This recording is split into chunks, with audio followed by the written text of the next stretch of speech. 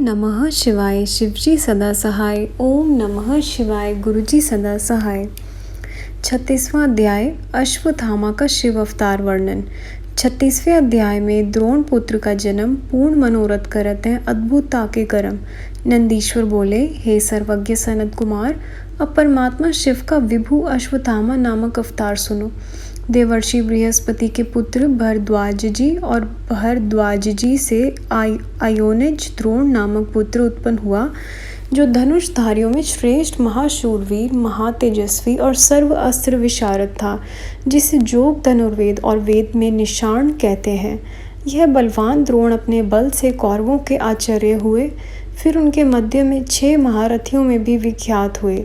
इन द्रोणाचार्य ने कौरवों की सहायता के लिए शिवजी का उद्देश्य कर पुत्रार्थ बड़ा तप किया।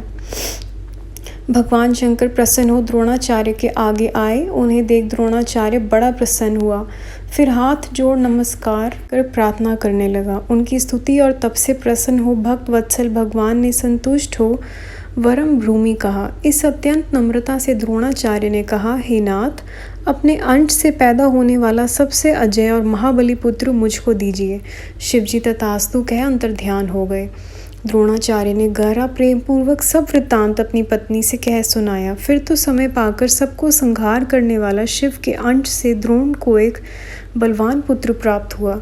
उस पुत्र का नाम अश्वत्थामा विख्यात हुआ। वह महाबली अश्वत्थामा महाभारत के रण में पिता की आज्ञा से कौरवों का सहायक हुआ।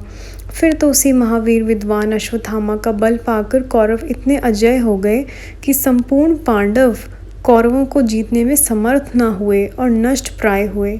तब कृष्ण का उपदेश पाकर अर्जुन ने तप कर सब अस्त्रों को प्राप्त किया और उन्हें समर में जीता। शिवजी के अंश से उत्पन्न होने के कारण ही अश्वत्थामा इतना वीर हुआ कि उसने यत्नपूर्वक शिक्षित पांडवों के पुत्रों को मार डाला और कृष्णादि भी उसके बल के रोक न सके। परंतु जब पुत्र शोक से व्याकुल अर्जुन रथ पर चढ़कर कृष्ण जी के साथ चला तो उसे आता देख अश्वत्थामा भाग चला और अर्जुन पर अपना ब्रह्मशीर नामक अस्त्र छोड़ उसे मारा, जिसके प्रचंड तेज से दिशाएं व्याप्त हो गई। तब प्राणों पर आपत्ति देख उसने श्री कृष्ण से उसके बाण का उपाय पूछा तो श्री कृष्ण ने कहा, अश्वत्थामा का वह महा दारुण अस्त्र है कि जिसके समान घातक कुछ भी नहीं। अब इसका एक यही उपाय है कि तुम अपने प्रभु शंकर का जल्दी ही स्मरण करो, जिन्होंने सब कार्य करने वाला तुम्हें भी अपना बड़ा अस्त्र दिया है। उसे शिवास्त्र से इस तीव्र अस्त्र के तेज को नाश करो। ऐसा कहकर श्री कृष्ण जी सहित अर्जुन शंकर का ध्यान करने लगे। अर्जुन ने भी शिवजी का स्मरण कर जल का स्पर्श कर प्रणाम करके अपना शैवास्त्र छोड़ा। यद्यपि ब्रह्माशीरास्त्र निष्फल क्रियावान न था, तथापि शैवास्त्र के तेज से शांत हो गया।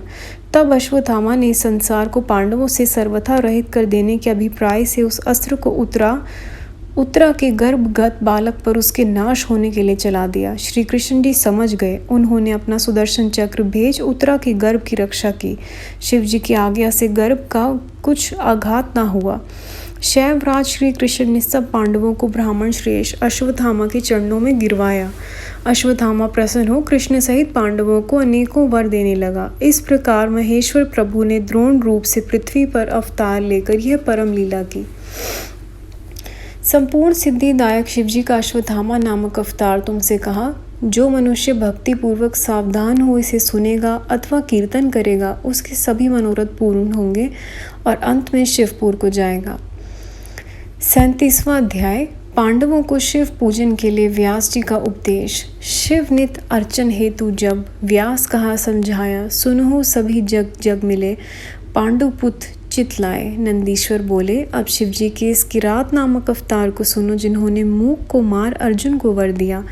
जब श्रेष्ठ पांडवों को दुर्योधन ने जुए में हरा दिया तो वह अपनी साध्वी द्रौपदी को साथ ले द्वैत वन में जाकर सूर्य से प्राप्त स्थली पर अपना जीवन सुख पूर्वक व्यतीत करने लगे। तब दुर्योधन ने पांडवों को कष्ट देने के लिए अभिप्राय से ऋषि पूर्वक दुर्वासा को उनके स्थान पर भेजकर एक और ही कपट करवा दिया, जिसमें हजारों विद्यार्थियों को साथ ले दुर्वासा ने जाकर इच्छा अनुसार भोजन मांगा। पांडवों ने स्वीकार कर उन तपस्वियों को स्नान के लिए भेजा। पश्चात अन्न के अभाव से दुखी पांडव प्राण विसर्जन करने लगे। तब द्रौपदी ने श्री जो श्री कृष्ण का स्मरण किया तो कृष्ण तत्क्षण वहाँ उपस्थित हो गए और स्वयं शाक को खाकर उन सबको तृप्त कर दिया। दुर्वासा अपने शिष्यों को तृप्त हुआ जान चले गए। श्री कृष्ण जी की कृपा से पांडवों का यह संकट टल गया। श्री कृष्ण जी पांडवों को शिव आराधना बता द्वारका चले गए। पश्चात पांडवों ने दुर्योधन के गुणों की परीक्षा करने के लिए उनके पास एक भील को भेजा। वह दुर्योधन के पास जा उसमें गुणोदय को जान पांडवों के पास आया। दुर्योधन का गुण सुन पांडव बड़े दुखी हुए, युद्ध का विचार किया, परंतु उपयुक्त समय ना जानकर चुप रहे। पश्चात जटाजूट विभूषित रुद्राक्षधारी भस्म लगाए व्यास जी नमः शिवाय पंचाक्षरी मंत्र जपते उनके समक्ष आए।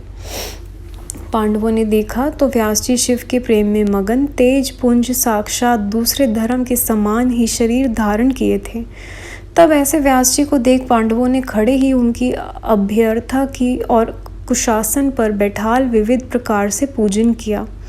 फिर स्तुति कर अपने को धन्य कहते हुए बड़ा हर्ष प्रकट किया तथा पांडवों ने व्यास जी से निवेदन कर उनसे ऐसे उपदेश की याचना की जिसमें उनका कष्ट शीघ्र ही दूर हो जाए।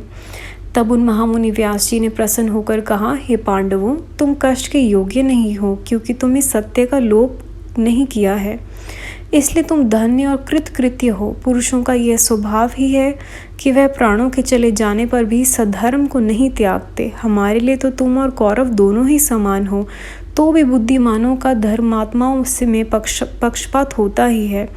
पहले तो इस अंधे धृतराष्ट्र ने ही लोभवश स्वयं धर्म का परित्याग किया और तुम्हारा राज्य अपहरण कर लिया।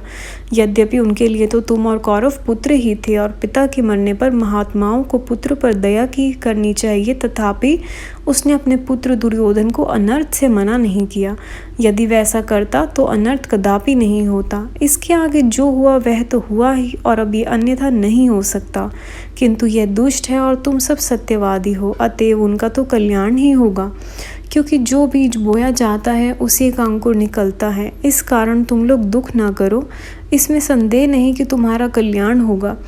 इस प्रकार जब व्यास जी ने युधिष्ठिरादि पांडवों को प्रसन्न किया तो पांडवों ने कहा, हे नाथ, यह तो आपने सत्य ही कहा है, क्योंकि वह दुर्मात्मा तो हमको यहाँ वन में भी निरंतर कष्ट ही पहुँचाया करते हैं।